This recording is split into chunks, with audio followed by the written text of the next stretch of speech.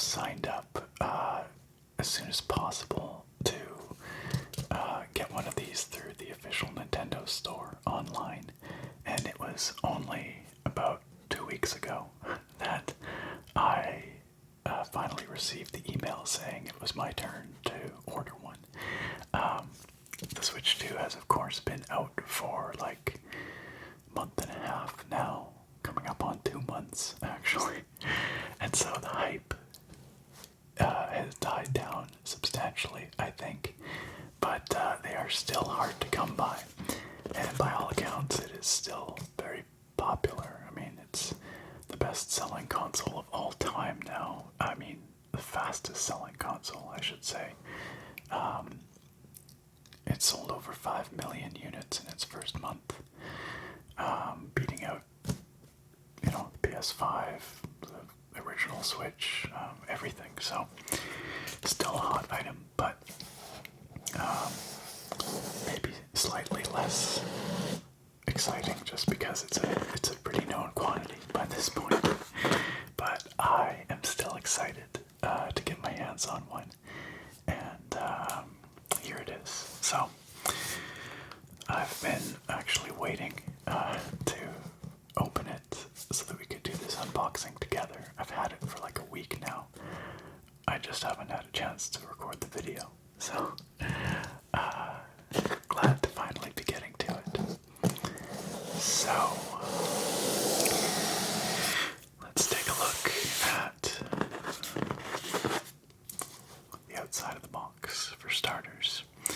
This is the version that comes with Mario Kart World. I think it's just a code inside. I don't think there's a physical game cartridge or anything, which is fine, I guess.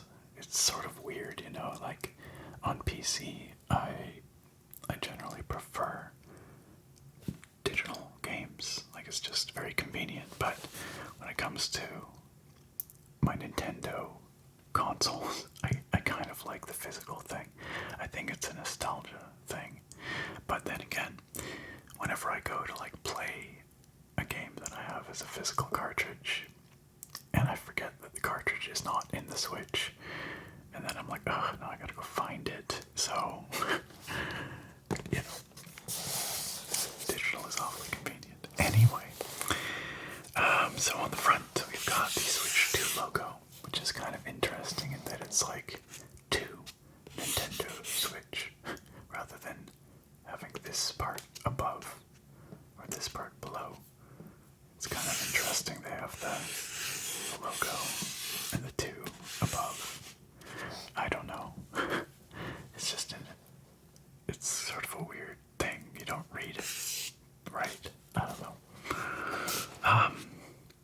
Obviously we have a picture of we have the Switch in behind, and then a TV in behind that, which obviously is not part of the product.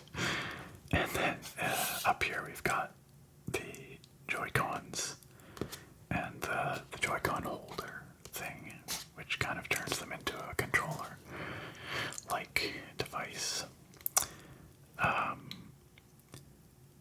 And it's kind of interesting that they show it docked, I guess, on the box rather than in portable mode. Although, I was going to say I think most people play it in portable mode, but I'm not sure if that's true.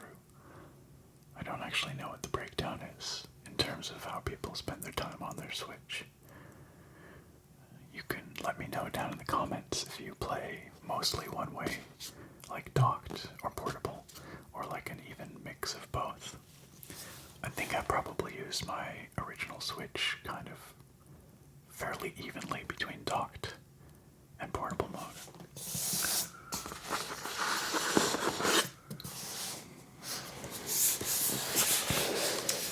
On the side, though, we do have a picture of the Switch 2 in portable mode. And, for those who maybe don't quite know what the Switch 2 is or how it differs from the Switch 1, we'll talk a little bit more about that as we go. But suffice it to say, it's basically the same thing but more, right? It has the same gimmick. You know, it can be portable, it can be docked, you can take the Joy-Cons off. It has the kickstand, all that stuff. But it's more powerful. It has a sharper, brighter screen. It can output at 4K rather than 1080p. It has more storage. You know, basically all the tech specs have been bumped up. There you can see it being used in the kickstand mode. Apparently the kickstand is a lot more robust and adjustable, so that's nice.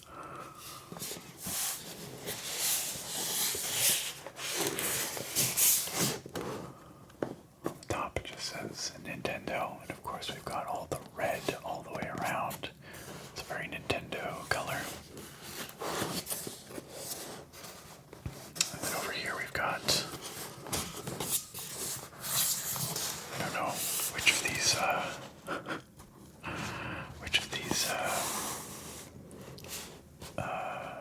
codes I should be covering up, but this gives us the contents here.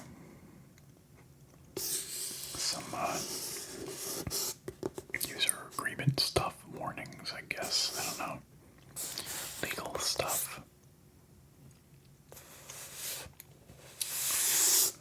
There you go. So inside we've got the Switch, the Joy-Cons, the power adapter, USB cable, the dock, the Joy-Con holder thing, a couple of rails for the Joy-Cons if you're using them as individual controllers, and HDMI cable.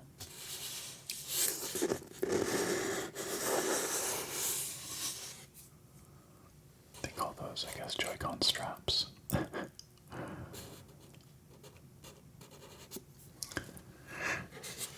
Joy-Con grip is what that thing's called. Okay, so, it occurs to me, I don't know, I thought this was the top, but maybe this is the top. Actually, not sure. I think this side is the top.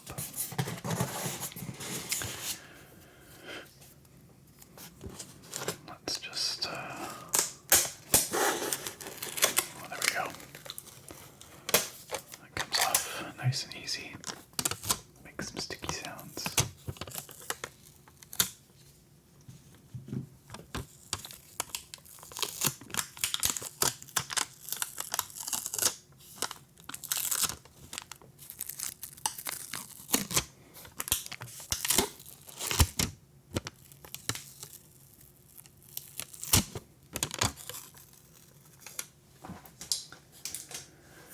Put that aside. So this comes out. Like so. I kind of think it's supposed to be open like this. I'm pretty sure. So.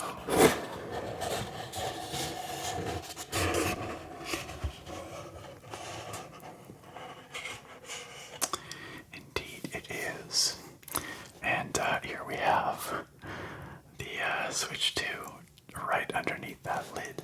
This was a point of some debate when they started shipping whether this was adequate protection. Like, it is kind of crazy to have like the whole just screen right here directly underneath the lid without any kind of padding. There's no protection at all. It's just cardboard, and it's not very thick cardboard at that.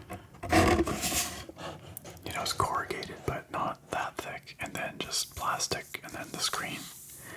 And of course, infamously, there was a GameStop location where they were stapling receipts to the lid, and in doing so, they were stapling the screen underneath.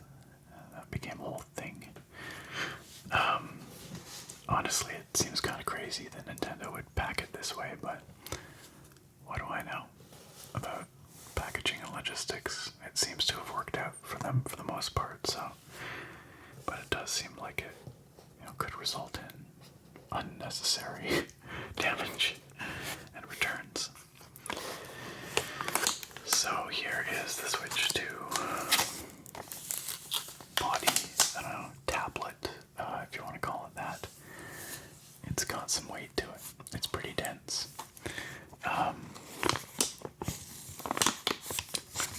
It is a bit bigger than the Switch 1. I think by about an inch in each direction.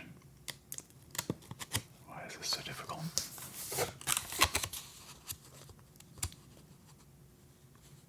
Come on now. There we go. Change my strategy. I guess I should say it depends on what version of the Switch 1 we're talking about. Whether we're talking about the launch version or the Lite or the OLED. But anyway, it's bigger than all of them. And as you can see, it's got a much thinner bezel.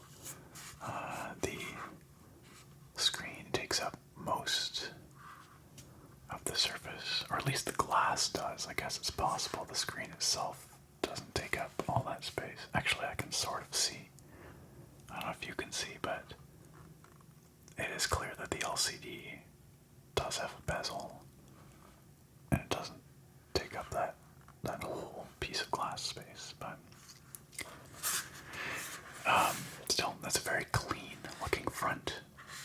Also, no screen protector, like no protective film, just that plastic the whole unit was in.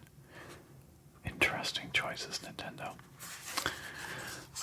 On the top here, we have some ventilation, and we have a USB-C port, and a headphone jack. Always nice to see. The cartridge slot right here. Volume buttons and a power button over here, like so. And a microphone as well, right there. Because the Switch 2 has integrated voice chat, which Nintendo seems very proud of. Which, like every other console and platform has been doing that for years, but Nintendo's just a little slow sometimes. Anyway, it's good they finally got to that party. And then on each side, of course, we have the Joy-Con rails, or I guess attachment spot. It's not really a rail anymore.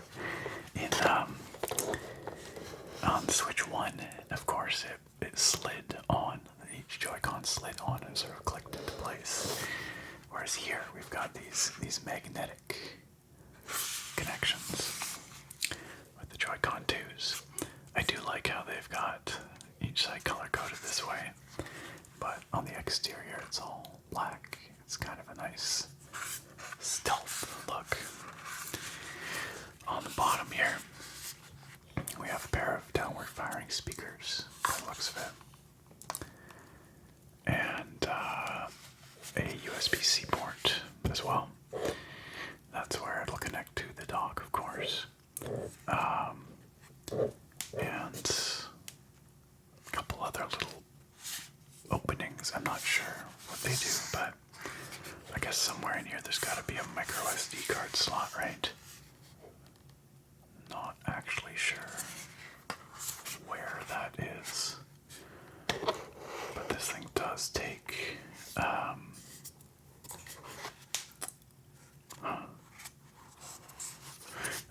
it takes micro SD cards, but not the normal kind. It's like a new fast kind, micro SD Express, I think it's called.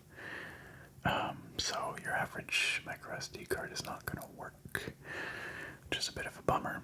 However, the base console does come with 256 gigs of storage, which, it won't get you that far, but it's enough for a few games at least. Maybe the micro SD card slot is in here with the game card. Yeah, I think that might be the case. Possibly. Is that how it is on the Switch 1? I actually don't remember. Anyway.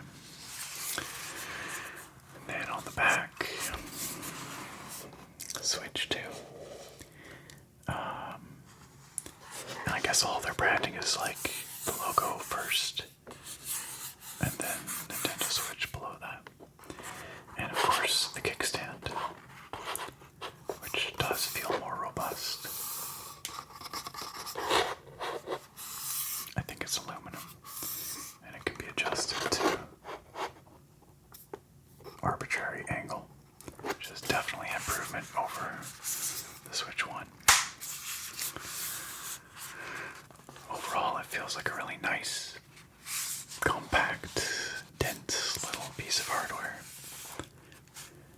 It does pack in quite a bit more in terms of horsepower. It's got a quad-core ARM, ARM CPU with 8 Cortex cores. It's got a lot more graphics power. It uses NVIDIA Ampere technology, which was their GeForce 30 series. So, it's a bit dated, but certainly more modern than the Maxwell chip in the Switch 1. And I think overall it's about 7 times more powerful in terms of sort of graphics horsepower than the Switch 1.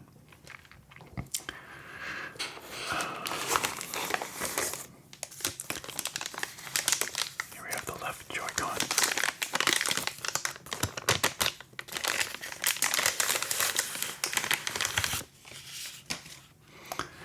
So the Joy-Cons remain largely unchanged from the Switch 1.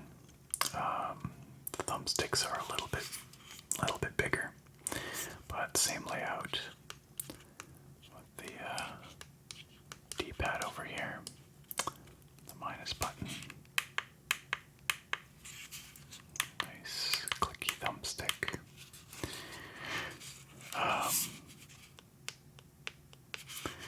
Will these be just as prone to drift as the Switch 1 Joy-Cons? Time will tell.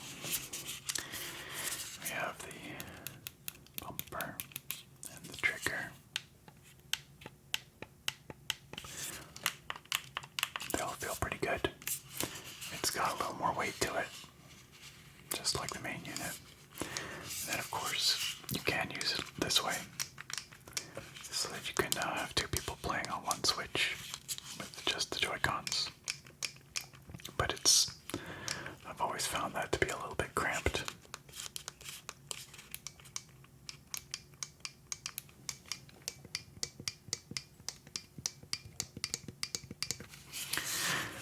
But they're nice looking little items. And again, they attach magnetically here to the body.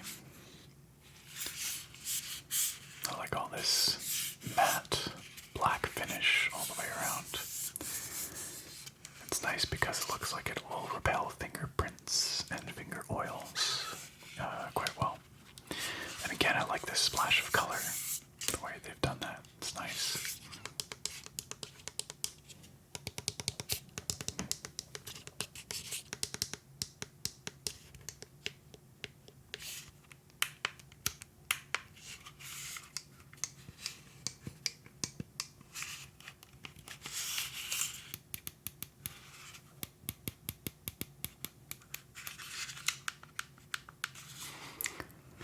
Some good button sounds.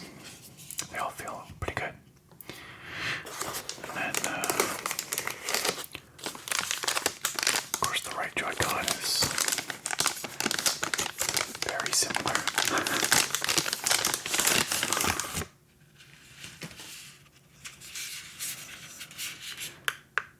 Of course the face buttons here are the APXY buttons, and they're swapped in position with the thumbstick relative to the left, which is just like the Switch 1. Here we have the home button, of course, the plus button, and then we have one new button, and it's this one right here, the C button. Back before the console was officially revealed, but there were leaks. People speculated about what the C button is,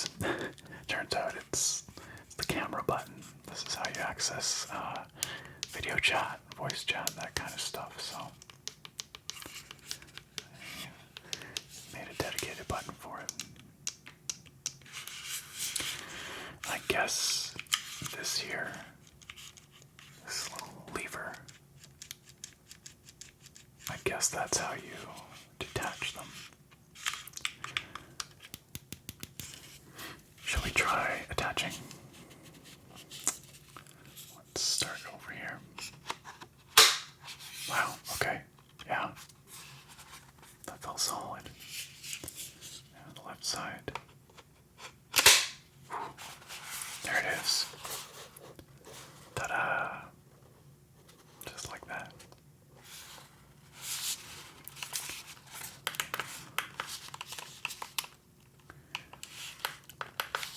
It does feel a bit bigger, but I will say it still feels quite slim compared to my Steam Deck. It is similar in width, I think, to the Steam Deck. Probably a little narrower still, but and by width I mean like left to right. But in terms of thickness, it's still a lot thinner. The Steam Deck is a thick handheld. It feels pretty good in the hand. I like the weight. And then let's try this lever. Let's see if that, oh yeah, that detaches just like that. Very nice. They feel solid. Like I'm not worried about this falling off, you know. So there's some other stuff in here, obviously. Let's lift it out. I'll start with, oh, this is my Mario code. But it does say scratch to download, so we're okay here, I'm pretty sure. Full game download. So we'll get the code there.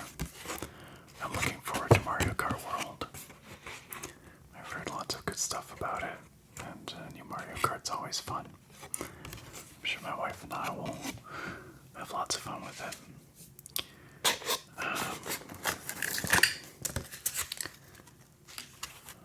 All the health and safety stuff.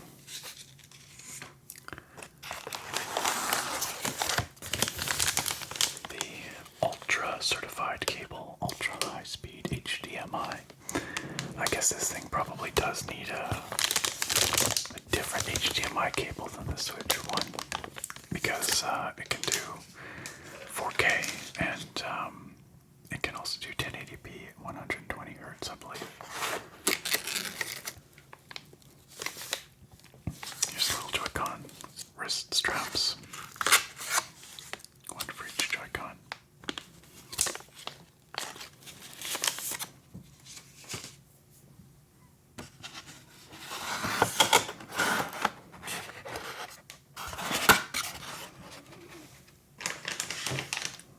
Down here will be power adapter. So this is the USB-C cable for the power brick.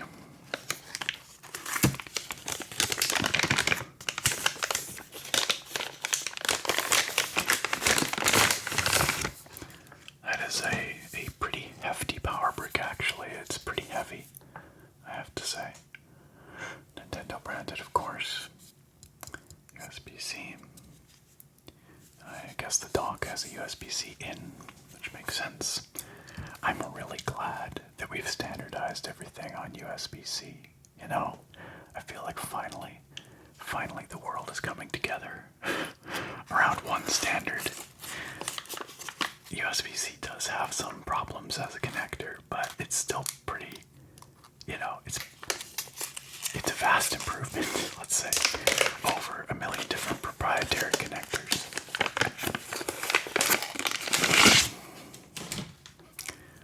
Unlike the bad old days, where every console and every mobile device and whatever had its own charger, own plug standard. It was a mess.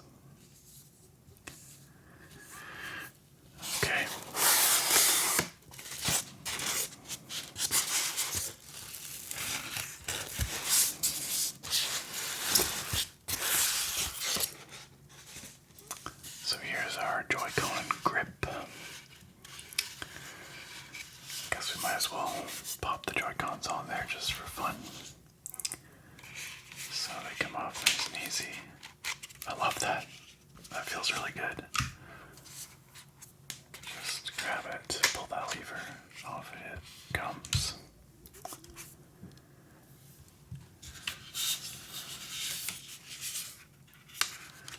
And then pops in like so. So if you're using it in docked mode, you can use your Joy-Cons like so. Although I do have a couple of Nintendo Switch 1 Pro controllers, and evidently those Pro controllers work just fine with the Switch 2. So that's great because they weren't cheap. So I'm glad that I can use my Switch 1 Pro controllers. In fact, Nintendo has been pretty good in general with compatibility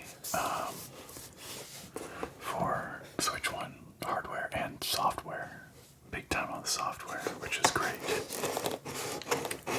Okay, how do we get this out of here?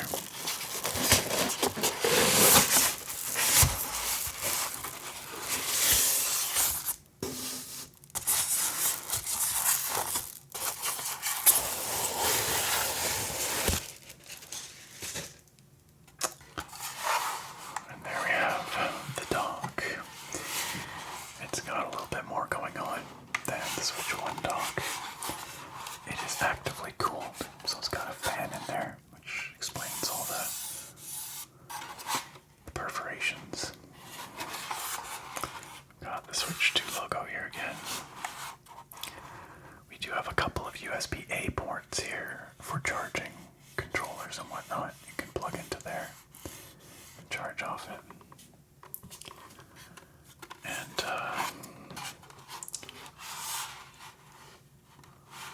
trying to figure out where.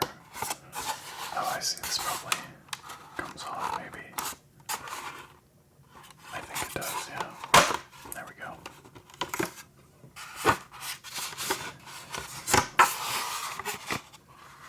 And that gives us access to our other ports.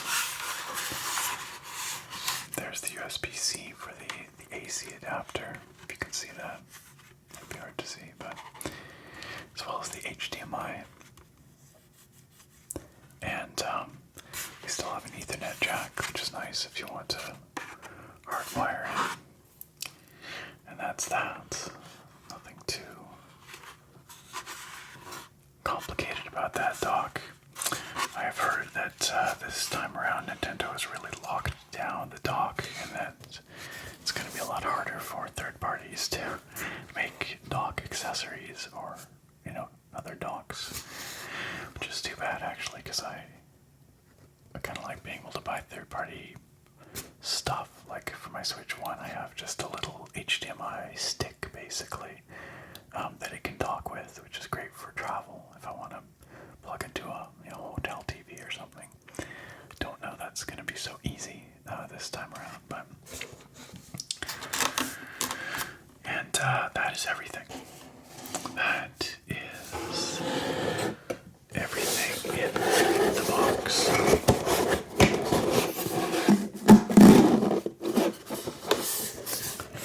So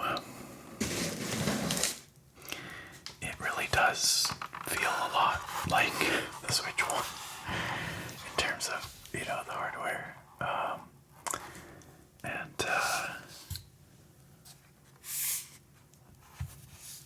Everything in the package.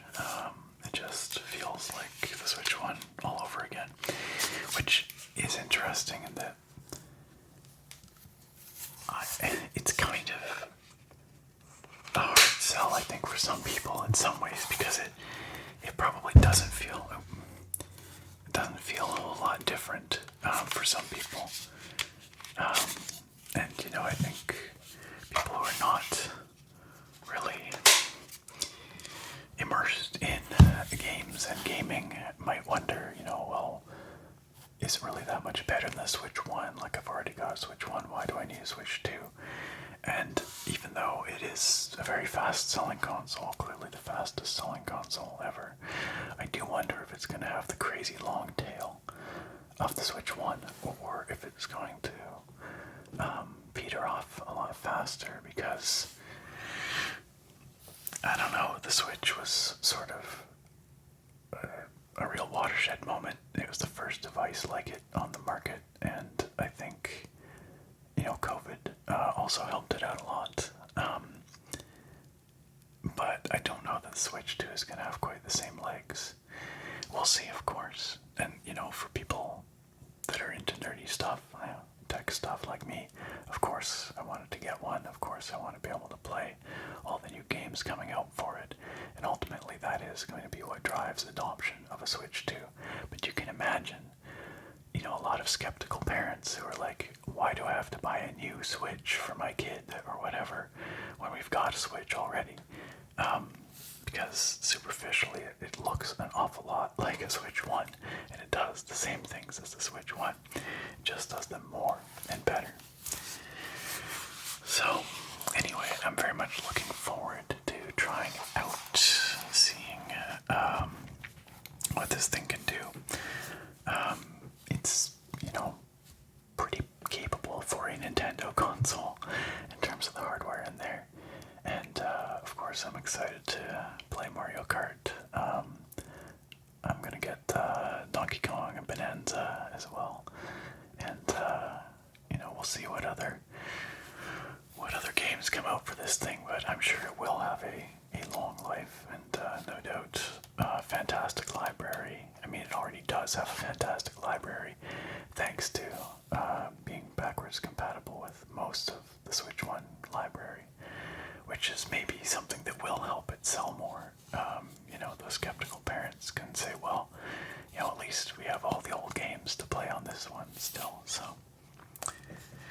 anyway,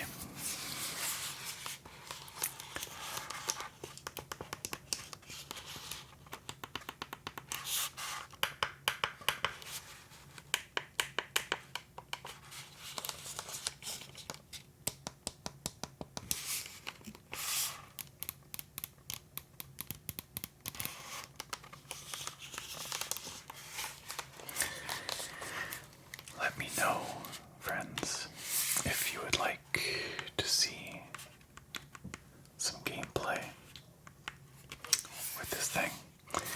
I'd be happy to do some videos sort of from this perspective, where you get to hear the button pressing sounds. I could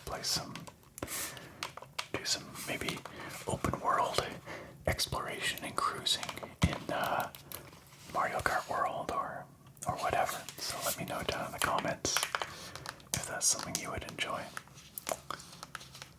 And let me know if you have managed to nab a Switch 2 and how you're finding it. Was it worth it? Are you enjoying it? I'm also probably going to pick up the upgrades for Breath of the Wild and Tears of the Kingdom. It makes those games run smoother, sharper, whatever. Of course, it does cost a bit. I think they're $10 a piece to upgrade. But I'm a sucker for better graphics, so what can I say? But yeah. Well, friends, I do hope you enjoyed this whispered unboxing. I hope you found it relaxing. It may be a bit interesting, even though, again, it is a bit late. But maybe you learned something, or maybe you just found it chill. But thank you so much for watching. I appreciate you being here, and I look very forward to having you back here next time. Farewell for now, my friends. And of course, the video would not be complete without some extra special thanks for this channel's amazing, indefatigable supporters. You can see their illustrious names listed here before your eyes. These folks are so incredibly generous. My video output has been, let's say, a little lacking for quite some time now, and it's incredibly meaningful to me that these people are still here, still supporting, and encouraging what I do here and supporting this channel and community. So, love you guys. Thank you so much, and a big shout out, of course, to our Fusroda tier supporters. That tier gets a special spoken shout out in every video. So, once more, a big thanks to Drummer Brit, Ragnar Ragnarsson, and Joe. And another special shout out to our latest YouTube supporter, Chunk Loading. Welcome, Chunk Loading. Wonderful to have you here. Again, a big, sincere, heartfelt thank you to all these channels, amazing supporters.